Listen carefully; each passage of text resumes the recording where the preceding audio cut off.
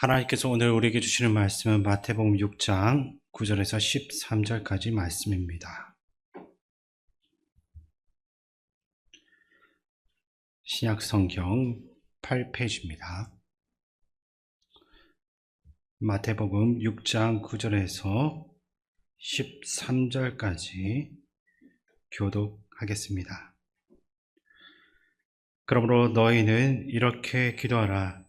하늘에 계신 우리 아버지여, 이름이 거룩히 여김을 받으시오며 나라가 임하시오며 뜻이 하늘에서 이루어진 것 같이 땅에서도 이루어지이다. 오늘 우리에게 일용할 양식을 주시옵고 우리가 우리에게 죄 지은 자를 사하여 준 것 같이 우리 죄를 사하여 주시옵고 우리를 시험에 들게 하지 마시옵고 다만 악에서 구하시옵소서. 나라와 권세와 영광이 아버지께 영원히 있사옵나이다. 아멘. 우리 서로를 바라보면서 인사 나누겠습니다. 반갑습니다. 잘 오셨습니다. 네. 기도는 지난번에도 말씀드렸던 것처럼 하나님의 능력을 경험하는 통로이며 하나님과 깊이 사귀는 길이고 하나님께서 우리에게 맡기신 귀한 사명을 감당하기 위한 중요한 길입니다. 이제 우리는 한 걸음 더 나아가 어떻게 기도해야 하는지를 살펴보려고 합니다. 감사하게도 이것에 대한 답을 예수님께서 친히 가르치셨는데 그것이 오늘 우리가 읽은 주기도문에 잘 나와 있습니다. 주기도문은 아마도 세상에서 가장 유명한 기도문일 것입니다. 근데 아이러니하게도 가장 많이 알려져 있으면서도 가장 많이 소홀히 여겨지고 있는 기도문이기도 합니다. 우리는 예배나 모임을 마칠 때마다 습관적으로 주기도문을 암송하고 때로는 그 의미를 충분히 생각하지 않은 채 형식적으로 이 기도문을 외웁니다. 그런데 흥미로운 사실이 있습니다. 예수님께서는 먼저 이렇게 기도해라 말씀하신 것이 아니라 오히려 제자들이 먼저 이것에 대해서 요청했습니다. 누가복음 11장 1절에 보면 이런 내용이 나와 있는데 제가 그 말씀 읽어드리겠습니다. 예수께서 한 곳에서 기도하시고 마치심에 제자 중 하나가 여짜오되 주여, 요한이 자기 제자들에게 기도를 가르친 것과 같이 우리에게도 가르쳐 주옵소서. 아멘. 제자들은 평소에 엉뚱한 질문도 많이 하고 실수도 참 많이 합니다. 근데 이때만큼은 정말 좋은 질문을 한 것 같습니다. 왜 하필 이 시점에 제자들이 갑자기 기도를 가르쳐 달라고 요청했겠습니까? 그 답은 누가복음 9장에 있습니다. 예수님께서 변화산에서 영광을 경험하시는 동안 산 아래에서는 귀신 들린 아들을 둔 아버지가 제자들을 찾아와 간절히 부탁을 했습니다. 당신의 제자들에게 귀신을 내쫓아달라고 부탁하였으나 그들이 능히 하지 못하리다. 그런 말만 듣게 됩니다. 예수님과 기도 없이 자기 힘만 가지고 해보려고 했던 제자들은 아무것도 할 수가 없었습니다. 그리고 제자들은 그날 밤 조용히 예수님을 찾아와서 우리는 어찌하여 그 귀신을 쫓아내지 못하였습니까? 라고 물으셨을 때 예수님이 대답하십니다. 기도 외에는 다른 것으로는 이런 종류가 나갈 수 없느니라. 바로 그 실패의 경험 이후에 제자들은 더 간절히 부탁합니다. 주님, 우리에게도 기도를 가르쳐 주십시오. 예수님께서 능력으로 사역할 수 있었던 이유가 바로 기도였다라는 사실을 제자들도 마침내 깨달은 겁니다. 제자들이 기도를 배우고 싶었던 순간, 이때는 성공했을 때가 아니라 완벽하게 실패했을 때입니다. 우리도 기도하지 않고 내 힘만 가지고 해보려 하다가 벽에 부딪히게 될 때, 그때 비로소 기도의 절실함을 깨달을 때가 있습니다. 지금 저희 어머니는 저에게 전화를 하실 때마다 항상 하는 말이 있습니다. 늘 기도해라. 더 기도해야 된다. 최근에 했던 통화에서도 넌 기도해야 된다 라고 말씀하셨습니다. 목회를 하면 할수록 그 말씀이 얼마나 맞는지 계속 깨닫게 됩니다. 하나님이 맡기신 사명은 기도 없이는 단 한순간도 결코 감당할 수 없습니다. 혹시 기도 없이 맡기신 그 사역을 하다가 실패를 경험하셨다면 오늘 이 시간 하나님께 크게 부르짖으며 하나님을 찾으시기 바랍니다. 근데 예수님은 올바른 기도를 가르쳐 주시기 전에 이렇게는 기도해서는 안 된다라고 말씀하셨습니다. 예수님께서 경계하신 것은 딱 두 가지였습니다. 하나는 사람들에게 잘 보이기 위해 기도하는 외식하는 기도이고, 다른 하나는 하나님께서 우리의 사정을 전혀 모르시는 것처럼 같은 말을 반복하면서 길게 늘어놓는 중언부언하는 기도입니다. 생각해보면 테니스나 탁구와 같은 운동을 배울 때도 강사들은 새로운 기술을 가르치기 전에 먼저 잘못된 자세부터 바로 잡아줍니다. 잘못 잡은 자세를 그대로 둔 상태에서 기술만 배우게 되면 오히려 그 잘못된 습관이 굳어지면서 새로운 기술을 배운다 할지라도 점점 더 어려움에 처하기 때문입니다. 기도도 마찬가지입니다. 바르게 기도하는 법을 배우기 전에 먼저 잘못된 기도의 모습이 있다면 이것을 바로 잡아야 됩니다. 예수님은 바로 그 점을 먼저 가르쳐 주셨습니다. 그리고 예수님은 이 잘못된 기도에 대해서 경계를 하신 후에 그러므로 너희는 이렇게 기도하라 말씀하시면서 그때부터 주기도문을 가르쳐 주셨습니다. 주기도문은 하늘에 계신 우리 아버지여라는 고백으로 시작합니다. 여기에는 우리가 기도할 때 가장 먼저 기억해야 할 것이 담겨져 있습니다. 바로 기도의 대상이 누구인가 하는 것입니다. 우리가 기도하는 분, 그 대상은 우리의 아버지 되신 하나님입니다. 기도는 아버지와 자녀의 관계 안에서 이루어지는 대화입니다. 그렇기 때문에 사람들에게 잘 보이기 위해서 기도를 하면서 화려한 문장을 사용할 필요가 없습니다. 또한 하나님께서는 우리의 형편을 모르시는 것처럼 같은 말을 계속 반복하고 설명하면서 기도할 필요가 없습니다. 하나님은 우리가 간구하기 전에 이미 우리에게 어떤 것이 필요한 건지 잘 아시고 계시는 아버지이시기 때문입니다. 그렇다고 하나님께서 우리가 원하는 것을 무조건 다 주신다라는 뜻은 아닙니다.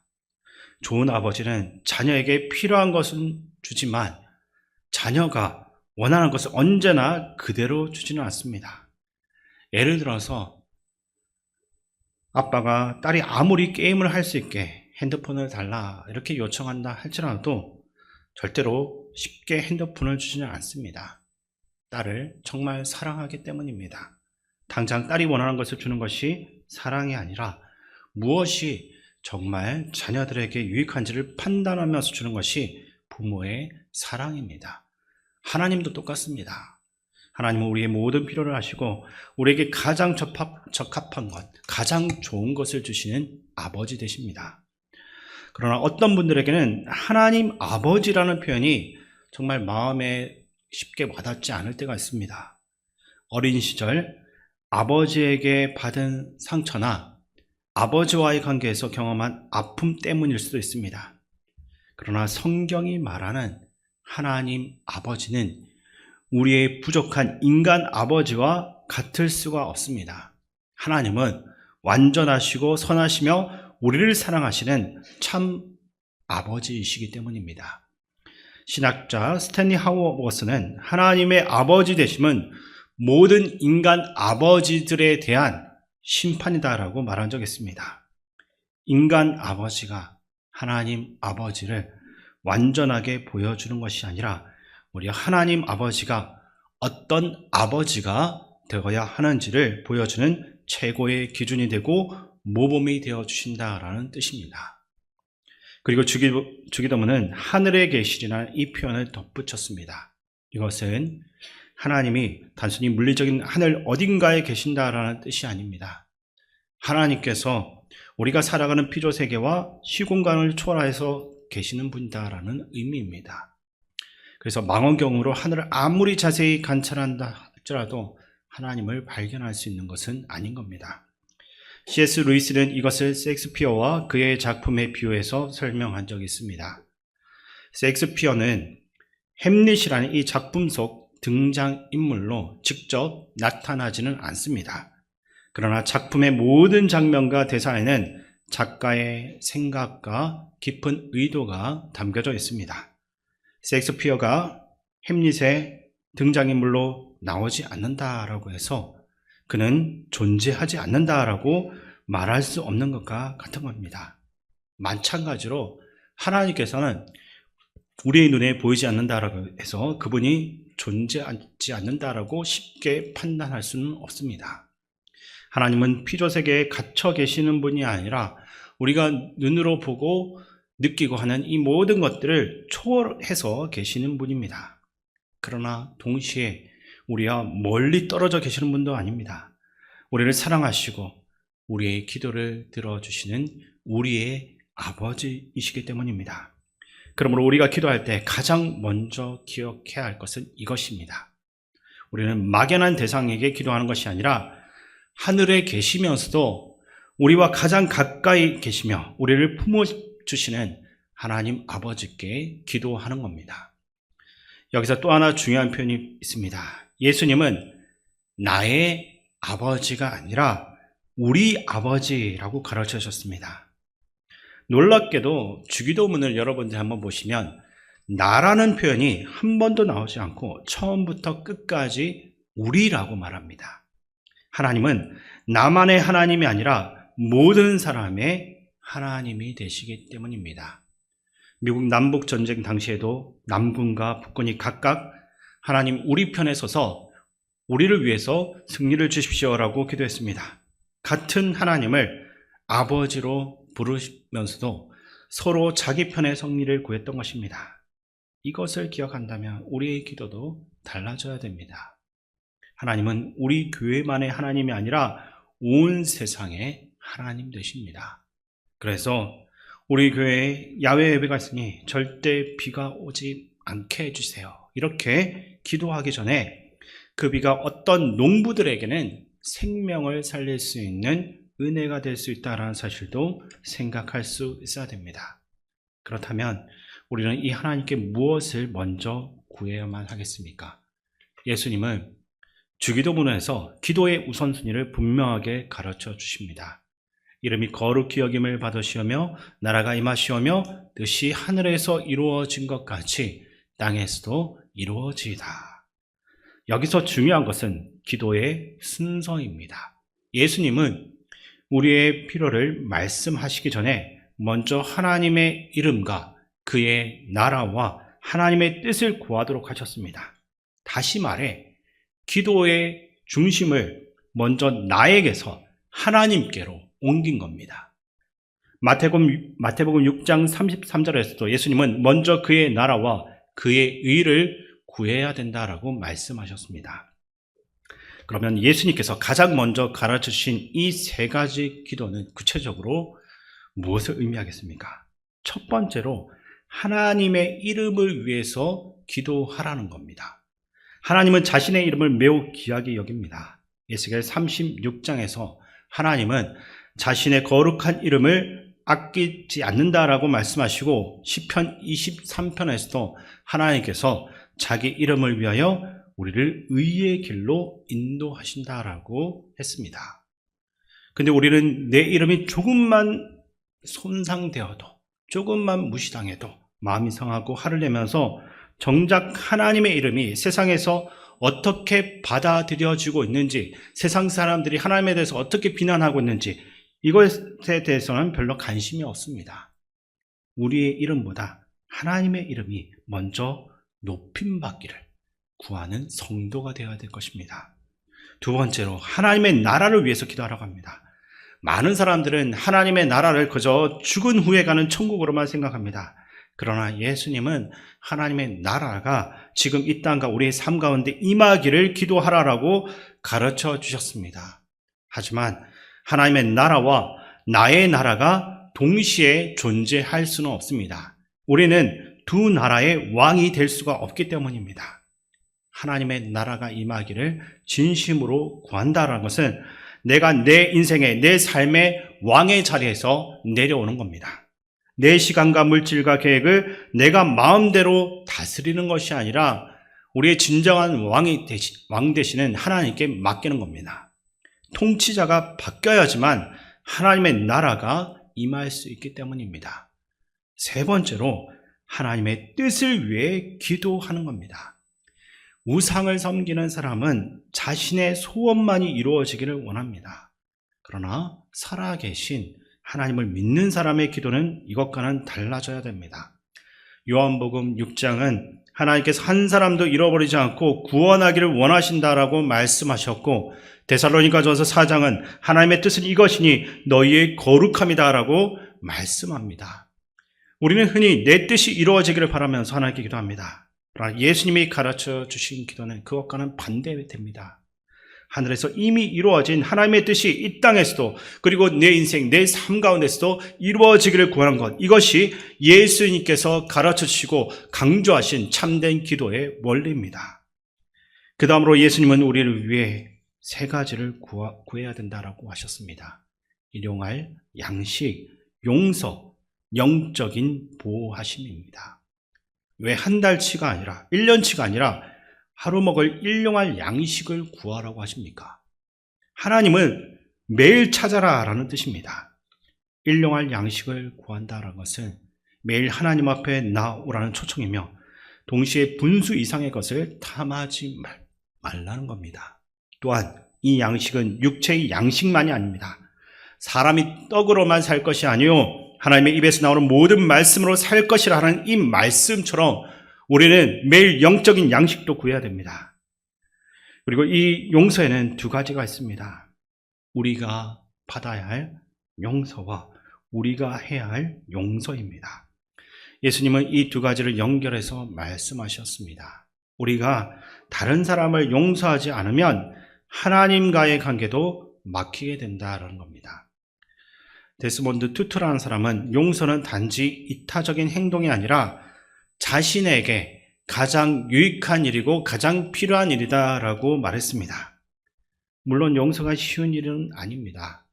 C.S. 루이스는 용서에 대해서 이렇게 말하기도 했습니다. 누군가를 용서한 것이 아름답다라는 것은 누구나 쉽게 말합니다. 그러나 막상 내가 상처받고 그 사람을 직접 용서해야 되는 어려운 상황이 되면 이야기는 달라집니다. 그럼에도 용서는 하나님의 형상대로 지음받은 사람만이 할 수가 있는 일입니다. 그리고 마땅히 우리가 해야 할 일인 겁니다. 오늘 성령 하나님께서 생각나게 하는 사람이 있다라고 한다면 주님의 이름으로, 주님의 사랑으로 용서하시길 바랍니다. 마지막으로 우리를 시험에 들게 하지 마옵시고 다만 악에서 구하옵소서라고 합니다. 여기서 악은 막연한 상황이 아니라 헬라어 원문으로 보게 되면 악한 자, 악인을 의미합니다. 우리는 지금도 영적인 전쟁 한가운데 있습니다. 그런데 이 기도 역시 나가 아니라 우리입니다. 나만을 위한 기도가 아니라 교회와 다음 세대를 위한 중보 기도입니다. 그리고 마지막으로 성령이 이어지는데, 나라와 권세와 영광이 아버지께 영원히 있사옵나이다. 헬라어 원문으로 이 구절은 왜냐하면으로 시작합니다. 왜 하나님의 이름과 나라와 뜻을 먼저 구해야 되겠습니까? 나라와 권세와 영광이 영원히 하나님에게 있기 때문입니다. 로마 제국 시대의 사람들은 그 모든 것이 인간 황제한테만 있다라고 믿었지만, 예수님은 담대하게 나라와 권세와 영광은 로마 황제가 아니라 오직 하나님 아버지께 있다라고 선언하셨습니다. 세상의 권력을 뛰어넘는 믿음의 고백이고 선언입니다. 우리의 최종적인 충성의 대상은 어떠한 정치적인 정당도 지도자도 이념도 아닙니다. 오직 하나님 아버지께만 있습니다. 그리고 마지막은 아멘입니다. 진실로 그렇게 되기를 원합니다라는 고백입니다. 기독교 작가인 레리 크레이드는 주기도문으로 기도하는 것을 12개의 방을 순서대로 지나가는 것에 비유했습니다. 가족의 방에서 시작해서 예배의 방, 항복의 방, 의존의 방, 회개와 용서의 방, 영적 전쟁의 방을 지나 신뢰의 방에 이르고 마지막에는 문을 열고 세상으로 나가는 파송의 방이 기다리고 있다라고 했습니다. 기도는 기도실에서 끝나는 것이 아니라 우리의 삶으로서 이어져야만 하기 때문입니다. 동유럽의 한 교회 벽에 이런 무명의 글이 적혀 있다라고 합니다. 하늘에 계신 이라고 기도하지 말라. 세상 일에만 관심을 두고 있으면서 우리라고 쉽게 말하지 말라. 너 혼자만을 위해서 살고 있으면서 이름이 거룩히 여김을 받으시오며 이렇게 기도하지 말라. 거룩하게 살지 않으면서 나라가 임하시오며 기도하지 말라. 세상 나라만 붙들고 있으면서 오늘 우리에게 일용할 양식을 주시옵소서라고 말하지 말라. 굶주린 이웃에게 아무 관심도 없으면서 우리 죄를 사하여 주옵시고 이렇게 기도하지 말라. 아직도 누군가를 미워하면서 아멘이라고 쉽게 말하지 말라라고 합니다. 만약 우리가 하나님 말씀대로 살려고 하는 마음이 없다라고 한다면 한 번 정도는 생각해 볼 만한 글입니다. 말씀을 맺겠습니다. 주의 넘어는 단순히 우리가 매주마다 외우는 주문이 아니라 예수님께서 우리에게 가르쳐 주신 기도의 원리입니다. 우리는 기도할 때마다 먼저 누구에게 기도하는지 기억해야 됩니다. 하늘에 계시며 모든 것을 다스리시는 하나님께서 동시에 우리를 사랑하시는 아버지 되심을 기억하시기 바랍니다. 그러므로 내 문제와 필요를 먼저 구하기보다 하나님의 이름이 거룩히 여김을 받으시고 하나님의 나라가 임하며 하나님의 뜻이 이루어지기를 구해야 됩니다. 그리고 우리의 일용할 양식과 제사함의 은혜를 구하며 시험과 악으로부터 우리를 지켜달라고 기도해야 됩니다. 기도의 순서를 바꾸시기 바랍니다. 내 뜻을 먼저 구하는 기도에서 하나님의 뜻을 먼저 구하는 기도로 나가시기 바랍니다. 그때 우리의 기도는 우리의 필요를 채우는 시간이 아니라 우리의 삶이, 우리의 시간이 온전히 하나님의 뜻에, 하나님의 시간에 맞춰지는 은혜의 단비가 될 것입니다. 저와 여러분의 기도가 날마다 하나님 아버지를 의지하고 하나님의 이름과 그분의 뜻을 구하는 가운데 하나님께 주신 은혜가 날마다 우리 안에 가득 넘치게 되기를 주님의 이름으로 축원드립니다.